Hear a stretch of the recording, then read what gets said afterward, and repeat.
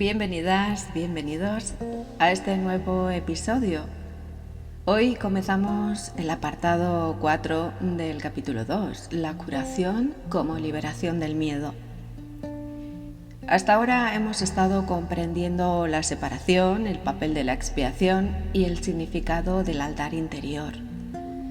Ahora nos vamos a adentrar en un paso más allá, porque el curso nos lleva directamente a algo muy concreto.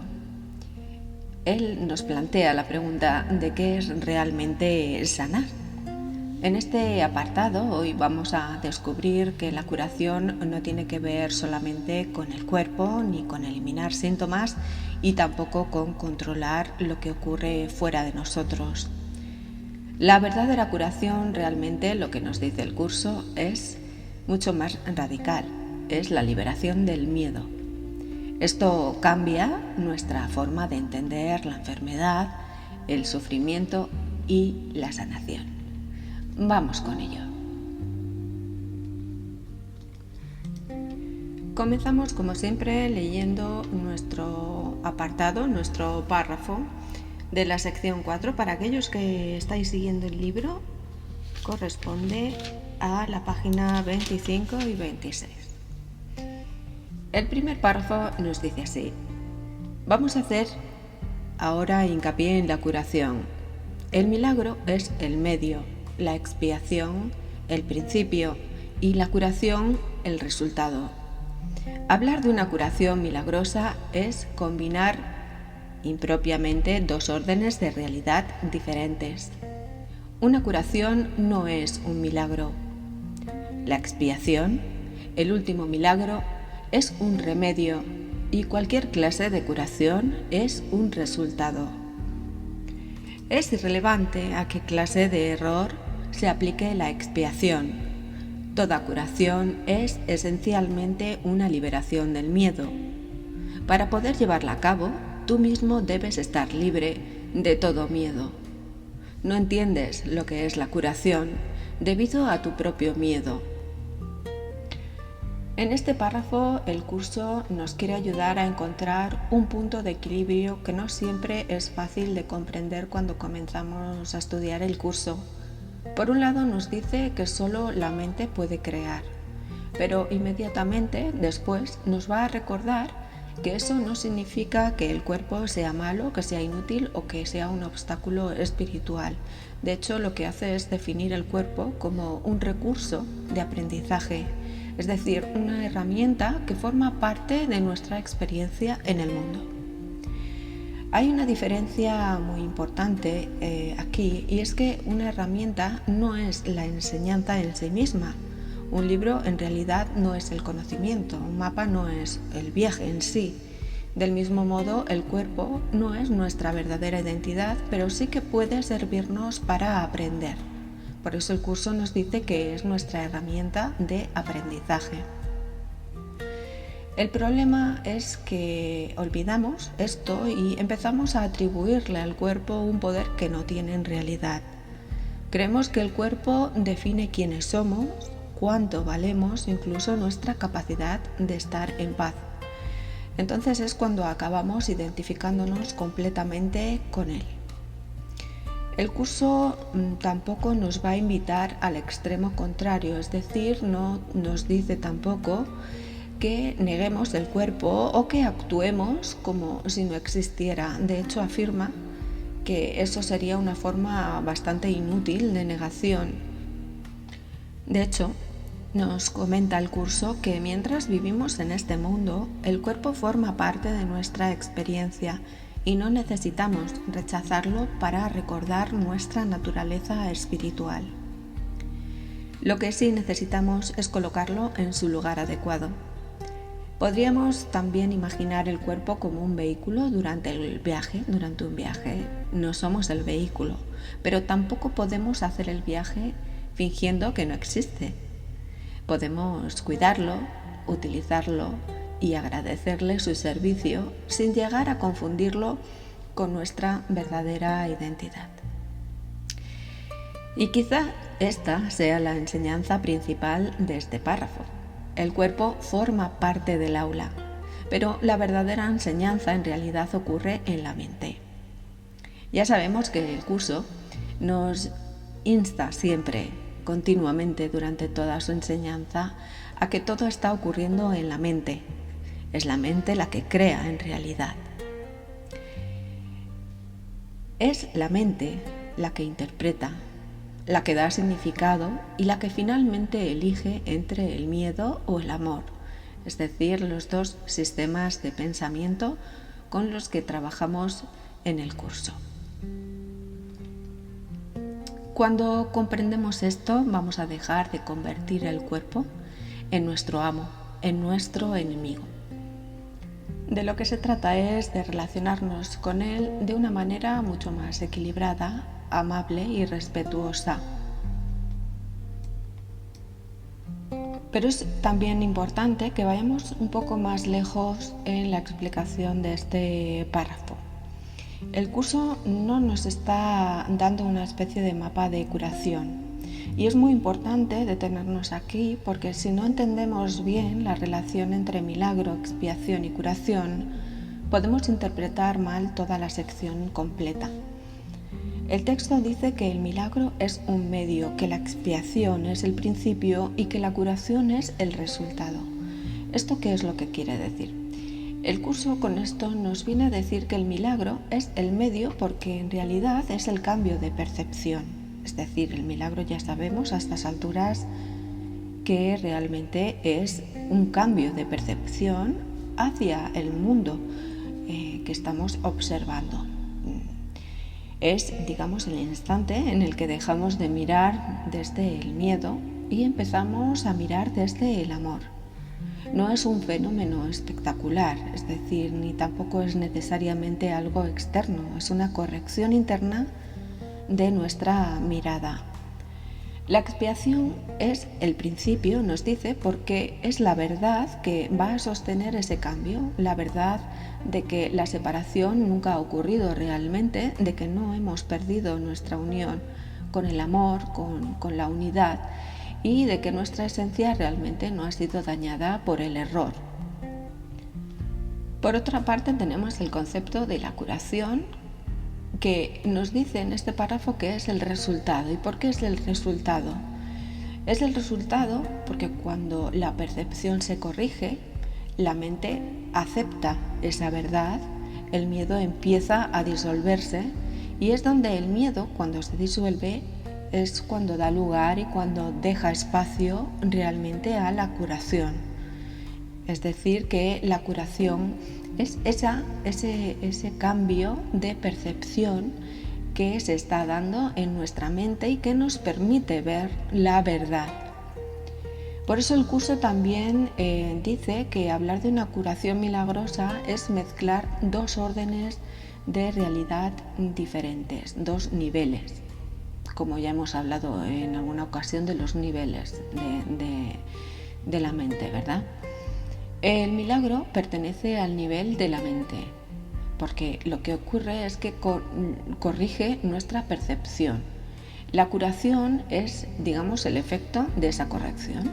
Es decir, el milagro no es la curación en sí mismo, el milagro simplemente es un medio a través del cual la mente vuelve a alinearse con esa verdad que realmente no vemos cuando estamos con una percepción distorsionada. Y la curación surge entonces como consecuencia de ese velo que no nos deja ver, que en consecuencia suele ser la actuación del ego, ¿no? Que es el que realmente no nos permite hacer esa percepción, ese cambio de percepción. El texto también dice que la expiación es el último milagro y que también la llama remedio. Esto puede sonar un poco extraño, pero tiene sentido dentro de la metafísica del curso, ya que la expiación es el último milagro. ¿Y por qué es el último milagro? Es el último milagro porque es la corrección final de todos los errores, es decir, deshace la creencia básica de que estamos separados. Y es un remedio porque no actúa sobre los síntomas, sino sobre la causa profunda de nuestro sufrimiento, es decir, del miedo nacido de la separación y el miedo que surge cuando estamos viendo con una percepción errada. Por eso también añade que es irrelevante a qué clase de error se aplique la expiación. Esto es muy importante. Para el ego hay errores grandes, hay errores pequeños, hay graves, hay imperdonables, hay fáciles o difíciles, es decir, el ego es el que está continuamente realizando evaluaciones. Pero en el curso todos los errores tienen la misma raíz, es decir, la creencia en la separación. Por eso no importa la forma concreta que tome el miedo. Puede aparecer como una culpa, como una enfermedad, como un conflicto, como rabia, como ansiedad, como un comentario despectivo, como control, como sensación de sufrimiento. La corrección siempre es la misma, es recordar la verdad donde habíamos creído en el miedo.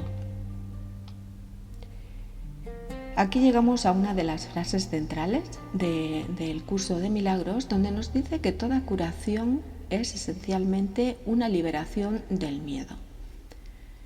¿Qué es lo que esto significa en realidad? Para el curso, el miedo es el síntoma profundo de la separación. Es la señal de que la mente se ha olvidado de su origen y se percibe sola, vulnerable, atacable, desconectada. Mientras la mente cree en el miedo, interpreta todo desde la amenaza. El cuerpo se convierte en una fuente de preocupación, el mundo en un lugar peligroso y los demás en posibles atacantes o salvadores.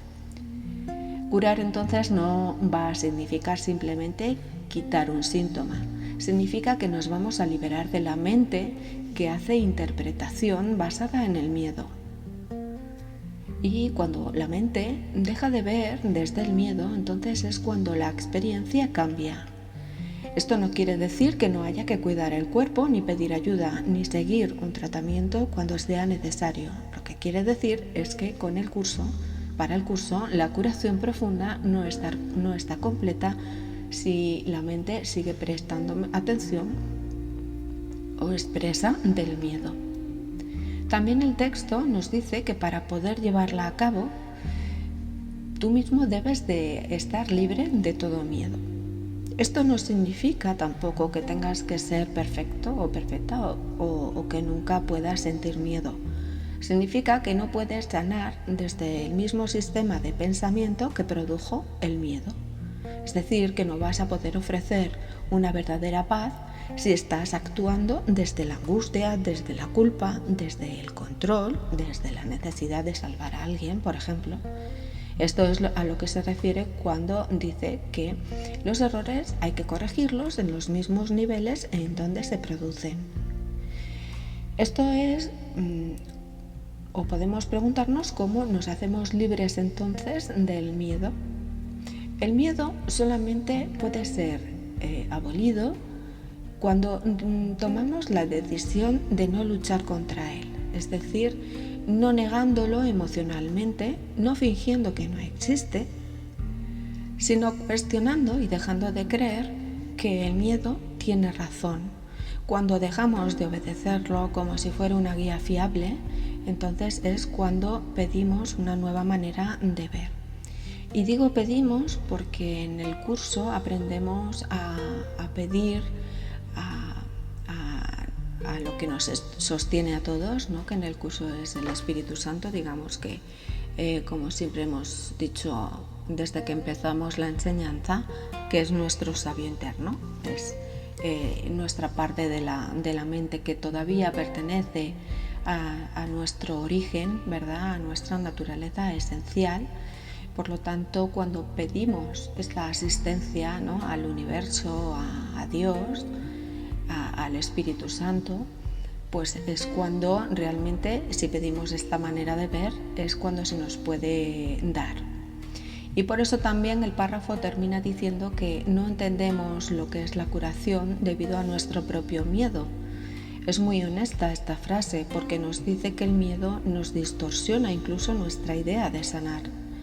Desde el miedo creemos que curar es controlar, que es eliminar, que con el miedo arreglamos, que dominamos el cuerpo o evitamos el dolor a toda costa, pero desde el amor, curar es recordar que nuestra verdad no está realmente amenazada.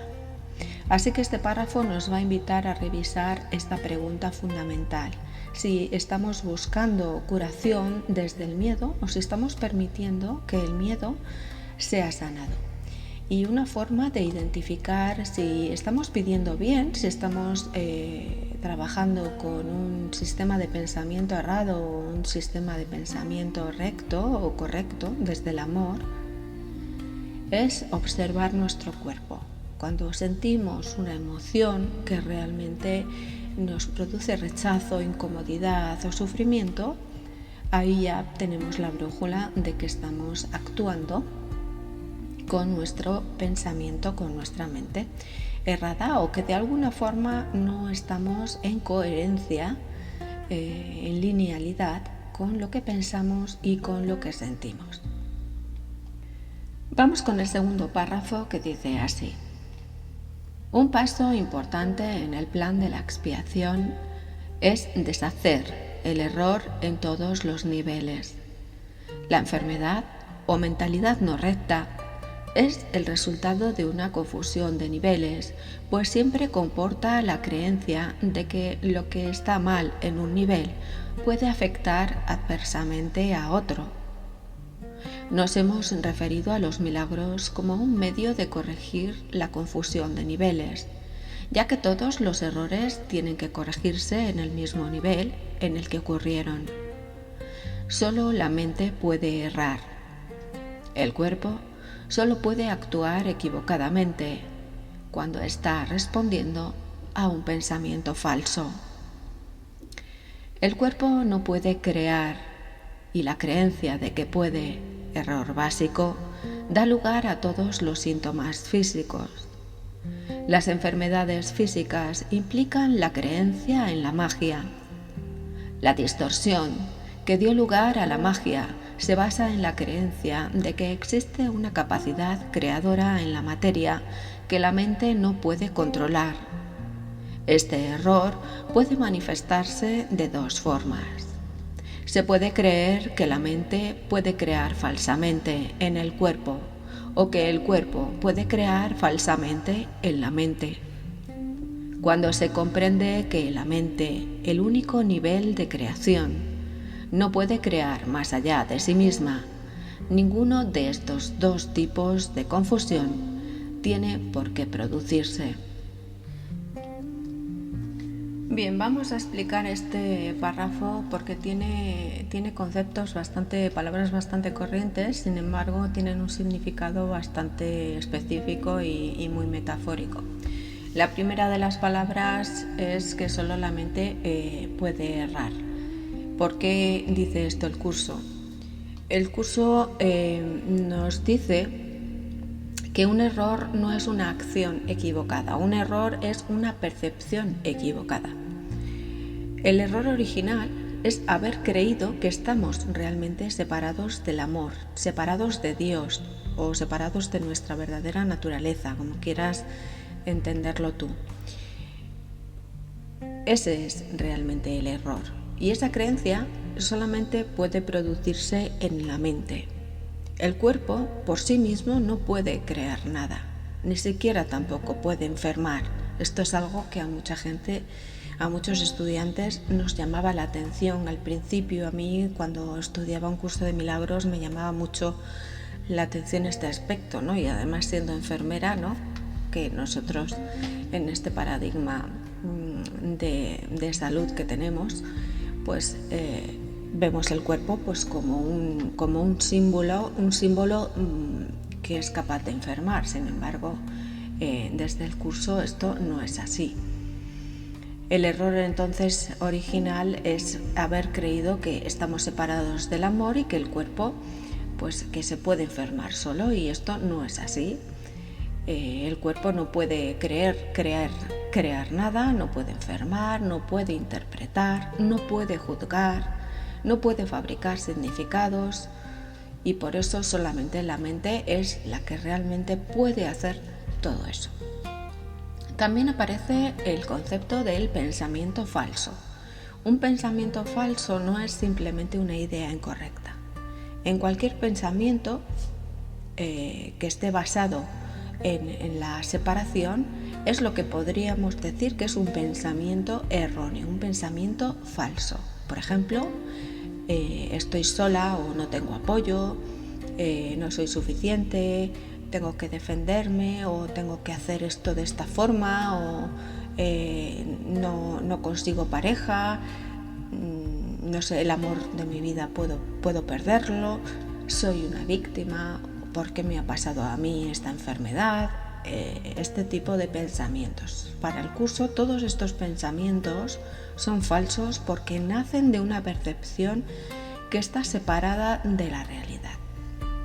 Esto lo explicaremos a lo largo del curso porque es obvio que podemos pensar que efectivamente la realidad es lo que estamos viendo, sin embargo en el curso la realidad no es este mundo es un escenario, está fabricado y por lo tanto la realidad solamente pertenece a la dimensión de la mente recta, de la mente de Dios, la mente correcta.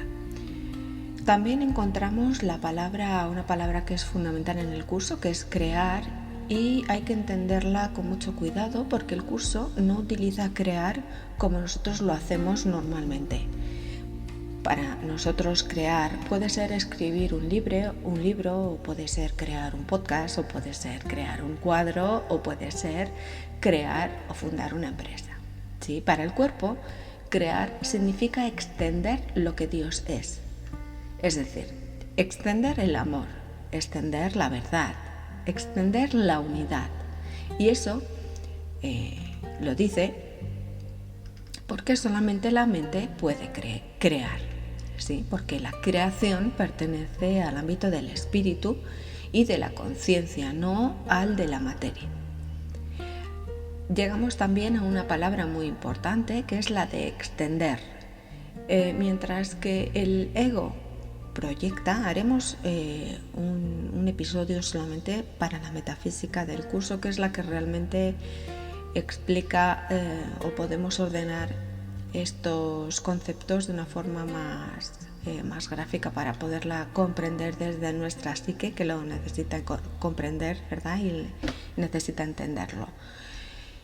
El ego proyecta, el espíritu extiende. ¿Sí? La proyección siempre va a nacer del miedo. La extensión siempre va a nacer del amor. Cuando nosotros amamos, compartimos, inspiramos o bendecimos, estamos extendiendo. No perdemos nada, no nos vaciamos. El amor simplemente se expande. También tenemos una palabra que es magia. Cuando los estudiantes leen o leemos esta palabra, solemos pensar en rituales, supersticiones, el esoterismo. Eso es lo que nos lleva o nos evoca la palabra magia. Pero el curso está hablando de otra cosa muy diferente. Para él, magia significa atribuir poder creador a algo distinto de la mente. Es decir, creer en un objeto o que un objeto tiene poder de darnos paz, por ejemplo, o pensar que una casa grande y bonita nos va a proporcionar la felicidad que necesitamos o la abundancia que necesitamos. Creer que una circunstancia determinada tiene el poder para definir quiénes somos, por ejemplo, un ascenso, ganar más dinero, etc. Creer que algo material puede determinar nuestro valor esencial, pues un estatus, pertenecer a un determinado grupo social, etc. En la metafísica del curso esto es magia, porque está también atribuyendo a la materia un poder que solo corresponde a la mente. No es una crítica a la medicina ni al mundo físico, porque también se utiliza magia para hacer alusión a los medicamentos, ¿no? Y bueno, también esto es un concepto muy delicado, ya que gracias a muchos medicamentos se nos pasa el dolor de cabeza, ¿no? Pero desde el curso esto es magia. es simplemente una forma de señalar dónde estamos situando la causa. Realmente podríamos focalizar más la pregunta, ¿no? Si el párrafo, digamos, que nos deja una pregunta que podríamos hacernos, y es si estamos realmente extendiendo amor desde nuestra verdadera naturaleza, o si seguimos atribuyendo poder a las cosas que en realidad solo tienen un significado que realmente es nuestra mente la que se lo está dando. También tenemos un aspecto muy importante dentro del curso, porque como hemos visto en este párrafo, hay una alusión, una frase que dice, o que habla en plural. Dice, nos hemos referido a, cuando el curso dicta distintas voces, es decir, la voz que dicta el texto en sí se identifica a sí mismo como Jesús. ¿Sí? De hecho, Helen Schumann es la escriba del curso. Ella afirmó que la voz interior que ella escuchaba se presentaba como Jesús y que ella simplemente tomaba nota de lo que estaba recibiendo. Por eso a lo largo del curso también podemos ver que aparecen expresiones como yo, o te he dicho, te enseñaré, nos hemos referido a, y otras que son similares. Y desde una lectura literal del curso, quien habla realmente desde una lectura literal, repito, es Jesús. Muchas personas pueden bloquearse al escuchar la palabra Jesús. A mí me pasaba cuando comencé a estudiar el libro, porque yo no soy cristiana, no soy religiosa. Y el propio curso parece también invitar a ir más allá de esta figura histórica. Psicológicamente podríamos decir que es una voz que representa a la mente recta, o también a la parte de la conciencia que ya no está identificada con el miedo. Es decir, la voz de la sabiduría, la voz que ve desde la unidad, la voz que no está atrapada en un sistema de pensamiento egoico. Así que cuando el curso nos dice que nos hemos referido a, está hablando realmente desde la voz que dicta la enseñanza. Tradicionalmente se identifica como Jesús, ya que así ha sido recibido el texto. Sin embargo, más allá de estas creencias religiosas de cada persona, podemos entender esta voz como la representación de una conciencia que ve más allá del miedo y que también ve más allá de la separación. Lo importante no es tanto quién habla en el texto, sino desde qué estado de conciencia está hablando, ¿sí? Y también es muy importante, algo también que es muy interesante en el texto completo, que muchas veces se utiliza este yo, este nosotros, este Dios, este Espíritu Santo, como si fueran voces diferentes.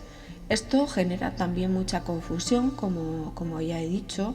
Desde una lectura más metafísica del curso, podemos decir que no son personajes que estén separados, sino que son distintos símbolos que apuntan hacia un mismo proceso de corrección de la mente. Por eso yo tampoco me detendría tanto ni demasiado en dilucidar quién habla históricamente, sino más bien desde qué nivel de conciencia está hablando y sobre todo desde dónde nosotros, desde qué lugar de nuestra mente estamos escuchando lo que nos está enseñando el curso. Pues continuamos con el tercer párrafo, que dice así: solo la mente puede crear porque el Espíritu Santo ya fue creado y el cuerpo es un recurso de aprendizaje al servicio de la mente. Los recursos de aprendizaje no son lecciones en sí mismos. Su propósito es simplemente facilitar el aprendizaje. Lo peor que puede ocurrir cuando se usan indebidamente es que no lo faciliten. De por sí, un recurso de aprendizaje no puede producir errores en el aprendizaje. El cuerpo si se le entiende correctamente, comparte la invulnerabilidad de la expiación en lo que respecta a las defensas del doble filo. Ello es así no porque sea un milagro, sino porque de por sí no da lugar a interpretaciones falsas. El cuerpo es sencillamente parte de su experiencia en el mundo físico. Se puede exagerar el valor de sus capacidades y con frecuencia se hace. Sin embargo, es casi imposible negar su existencia en el mundo. Los que lo hacen se dedican a una forma de negación particularmente inútil. En este caso, el término inútil significa únicamente que no es necesario proteger a la mente negando lo no mental. Si uno niega este desafortunado aspecto del poder de la mente, está negando también el poder mismo. Bien, vamos a explicar este párrafo que el curso continúa profundizándonos en la relación entre la mente, el cuerpo y el espíritu, pero introduce algunos matices importantes. La primera frase que contiene la idea fundamental que nos dice que solo la mente puede crear porque el espíritu ya fue creado. Aquí la palabra crear también tiene un significado muy específico. El curso no nos va a estar hablando de crear objetos, como ya hemos comentado, ni obras de arte ni proyectos. Está hablando de la creación verdadera, es decir, la que procede de Dios, la que procede y participa de su naturaleza, ¿sí? de su verdad. Por eso nos está diciendo que el espíritu ya fue creado y que no necesita perfeccionarse, ni necesita evolucionar, ni convertirse en algo mejor. Ya es completo, entonces ya es lo que es. Lo que parece necesitar aprendizaje realmente no es el espíritu, sino más bien la mente que ha olvidado quiénes somos. Y ahí también es donde está entrando en primer plano el cuerpo, porque el cuerpo es definido desde el curso como un recurso de aprendizaje, no como una prisión ni como un castigo. Y tampoco es nuestra verdadera identidad, simplemente es una herramienta. Por lo tanto, una herramienta puede utilizarse bien o puede utilizarse mal, puede facilitar el aprendizaje o dificultarlo. Por eso es la causa de lo que aprendemos. Por ejemplo, el libro puede también ayudarnos a comprender una materia o puede quedarse cerrado sobre una mesa. Es decir, no es la causa de lo que aprendemos. Puede facilitar el aprendizaje y puede dificultarlo, pero no es la causa de lo que aprendemos. El libro no es el conocimiento, es solamente un medio. De la misma manera, el cuerpo también forma parte del aula, de este mundo donde aprendemos, pero no es la lección en sí misma. También aparece una frase que puede resultar sorprendente, que dice que el cuerpo comparte la invulnerabilidad de la expiación. ¿Qué quiere decir esto? Podemos entenderlo como el cuerpo por sí mismo no interpreta nada, no juzga, no fabrica significados, no decide atacar ni decide separarse. Las interpretaciones proceden únicamente y siempre, sin excepción, de la mente. Por eso el cuerpo no es el origen del error. El error aparece cuando la mente utiliza el cuerpo para reforzar la separación, el miedo, la culpa y defender su identidad falsa fabricada. El curso intenta evitar dos extremos que suelen aparecer en los caminos espirituales. El primer extremo es creer que somos únicamente un cuerpo. El segundo extremo es negar el cuerpo y actuar como si no existiera. El curso rechaza ambas posiciones. No somos solo un cuerpo, pero tampoco necesitamos negar el cuerpo para recordar nuestra naturaleza espiritual. De hecho, afirma que esa negación es un poco inútil, no porque el cuerpo sea nuestra identidad, sino porque no necesitamos rechazar una herramienta para comprender quién la utiliza. Podríamos también decir que el problema nunca ha sido del cuerpo. El problema ha sido la identificación con el cuerpo. Cuando creemos que somos un cuerpo, sufrimos. Cuando intentamos negar el cuerpo, también nos confundimos. La invitación del curso de esta enseñanza tan maravillosa es mucho más equilibrada. Es reconocer el cuerpo como una parte de nuestra experiencia temporal, utilizarlo para aprender y comunicarnos, pero sin olvidar nunca que nuestra identidad profunda está más allá de él. Y quizá la enseñanza central de este párrafo sea otra. No necesitamos atacar el cuerpo para despertar, solamente necesitamos dejar de confundirlo con lo que realmente somos. Vamos entonces con el penúltimo párrafo, que dice así: todos los remedios materiales que aceptas como medicamento para los males corporales son reafirmaciones de principios mágicos. Este es el primer paso que nos conduce a la creencia de que el cuerpo es el causante de sus propias enfermedades. El segundo paso en falso es tratar de curarlo por medio de agentes no creativos. Esto no quiere decir, sin embargo, que el uso de tales agentes con propósitos correctivos sea malo.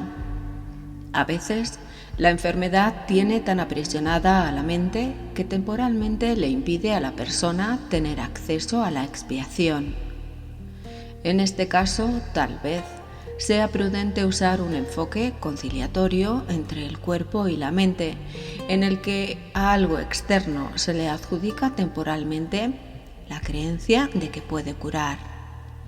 Esto se debe a que lo que menos puede ayudar al que no está en su mente recta o al enfermo es hacer algo que aumente su miedo.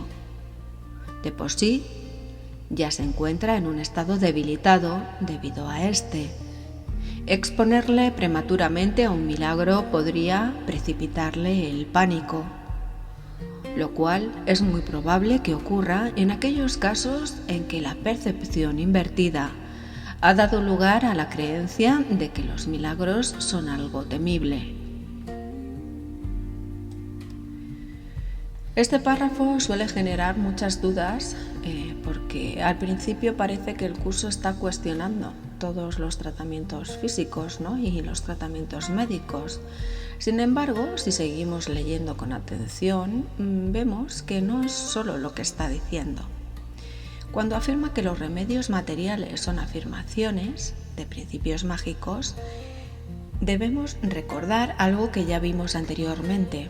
Para el curso, la palabra mágica no significa brujería, superstición o esoterismo, como dijimos. Magia significa atribuir poder causal a algo externo a la mente. Es decir, creer que la verdadera causa de la curación reside únicamente en una sustancia, un medicamento, una técnica o cualquier elemento material. Desde la metafísica del curso, el error está en creer que ahí es donde se encuentra el poder último de sanar. Sin embargo, inmediatamente después, el propio texto nos introduce un matiz que es relevante. Dice que el uso de tales agentes con propósitos correctivos no es malo, esto es fundamental. El curso reconoce que hay momentos en los que una persona está muy atrapada en el miedo, en el sufrimiento o en la enfermedad, en la situación que nos esté haciendo sufrir, y que no puede acceder fácilmente a una comprensión mucho más profunda de la curación. Y la curación aquí no es en sí mismo la curación de una enfermedad, sino el retorno a una mente correcta, a una mente real.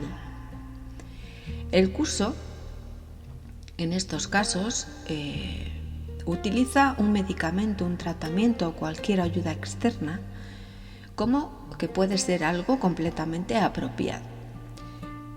El objetivo principal no es demostrar una teoría espiritual, el objetivo es reducir el miedo. Aquí vamos a encontrar una de las enseñanzas más compasivas de este apartado. El curso nos dice que lo que peor que podemos hacer con alguien que está sufriendo es aumentar el miedo. Si una persona cree firmemente que necesita un tratamiento, intentar convencerla prematuramente de que no lo necesita puede generar todavía más angustia, más culpa y mucha más confusión. Y eso lo que haría es alejarla más todavía de la paz y del bienestar. Por eso habla de un enfoque que sea reconciliatorio, es decir, entre el cuerpo y la mente. No porque el tratamiento material vaya a ser la causa última de la curación, sino porque puede servir como un puente que va a reducir temporalmente el miedo y que va a permitir pues, que la mente se abra a una percepción un poco más amorosa y compasiva. También resulta bastante interesante cuando afirma que exponer a esta persona o a alguien prematuramente a un milagro puede precipitarle al pánico. Esto puede parecer que sea extraño, pero tiene mucho sentido psicológicamente. El ego se siente seguro en lo conocido y se siente muy amenazado por lo desconocido. Y muchas veces una transformación profunda resulta más amenazante que el propio sufrimiento o que esta situación que nos esté haciendo sufrir. Al ser conocida, preferimos, como dice el dicho, lo malo conocido por lo bueno por conocer. Por eso hay algunas personas que temen el cambio, temen sanar, tememos soltar viejas formas de pensar que nos han acompañado durante toda nuestra vida. Desde esta perspectiva, el milagro no se impone. La mente va a necesitar sentirse segura siempre para poder aceptar una forma de ver o realizar un cambio. Quizás la enseñanza más importante de este párrafo sea que la verdadera curación nunca se va a producir a través de la fuerza, de la presión, de la tensión, sino ni de la imposición o del miedo. Siempre va a ocurrir si respetamos el nivel de comprensión en el que cada persona nos encontramos en un momento dado. Por eso, el amor no empuja, el amor acompaña. Como enfermera, además, quisiera hacer una aportación, una aclaración para las personas que estén escuchando. Y es que desde la perspectiva de un curso de milagros, utilizar medicamentos, tratamientos médicos o recursos terapéuticos no es en absoluto un fracaso espiritual. Todo lo contrario, el propio texto nos reconoce que puede ser de ayuda útil cuando reduce el miedo y cuando facilita el proceso de aprendizaje. Así que en este sentido es muy importante evitar el dogmatismo y entender que no hay una sustitución a ningún tratamiento con la enseñanza del curso, aunque sí que nos emplaza a sanar la mente y bueno, pues como ya hemos dicho en muchas ocasiones, la enfermedad se gesta en la mente, ¿no? Ya que el cuerpo no tiene poder de enfermar. Y vamos con el último párrafo de esta sección que dice así. El valor de la expiación no reside en la manera en que se expresa. De hecho, si se usa acertadamente, se expresará inevitablemente en la forma que le resulte más beneficiosa a aquel que la va a recibir. Esto quiere decir que para que un milagro sea lo más eficaz posible, debe expresarse en un idioma que el que lo ha de recibir pueda entender sin miedo. Eso no significa que éste sea necesariamente el más alto nivel de comunicación de que dicha persona es capaz.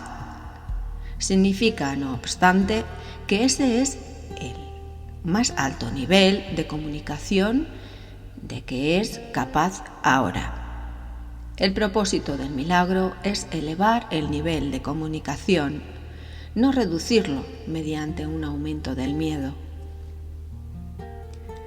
En este último párrafo, el curso nos recuerda algo que es realmente importante. El valor de la expiación no depende de la forma que adopte. La verdad puede expresarse de muchas maneras.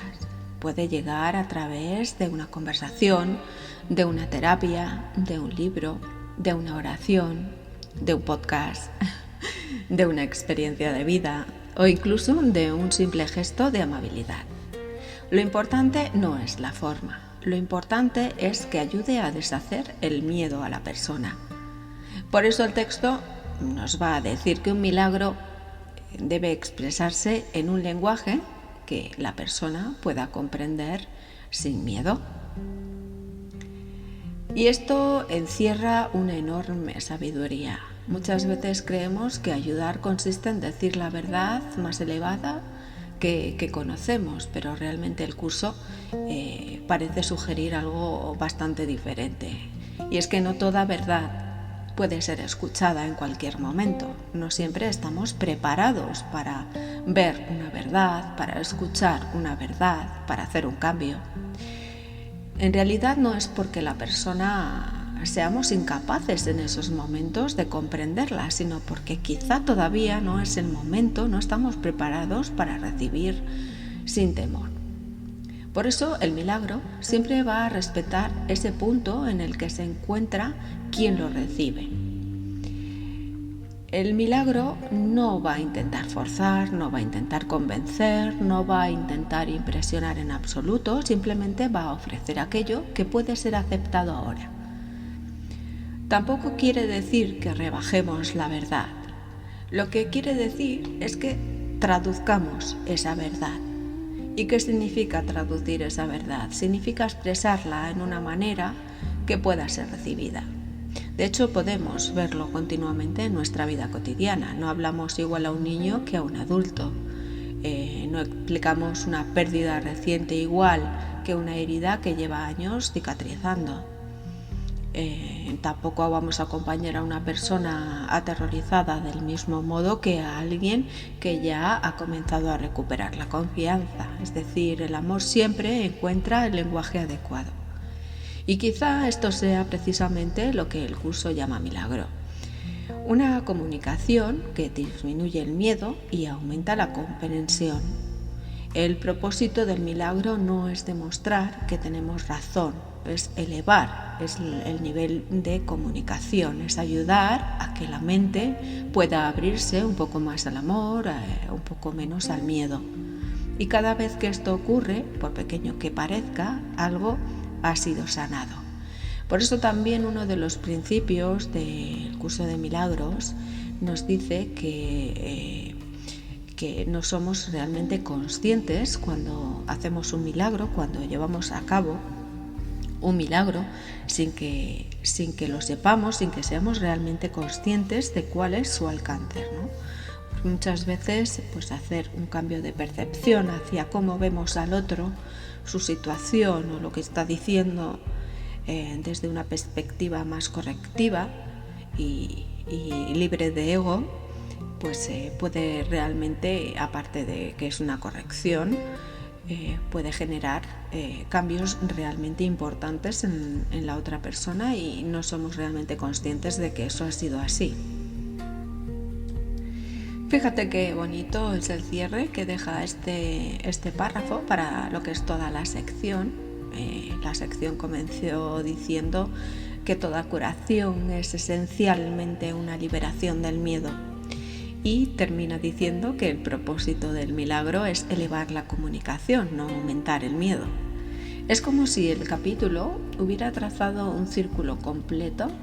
La curación libera el miedo, el milagro comunica sin miedo y la expiación corrige el miedo en su origen. Esa podría ser una idea muy bonita para esta sección. Hemos llegado al final del episodio de hoy. Gracias por acompañarme. En el próximo episodio vamos a seguir avanzando juntos en este camino de comprensión, práctica y transformación interior. Hasta entonces, que la paz vaya contigo.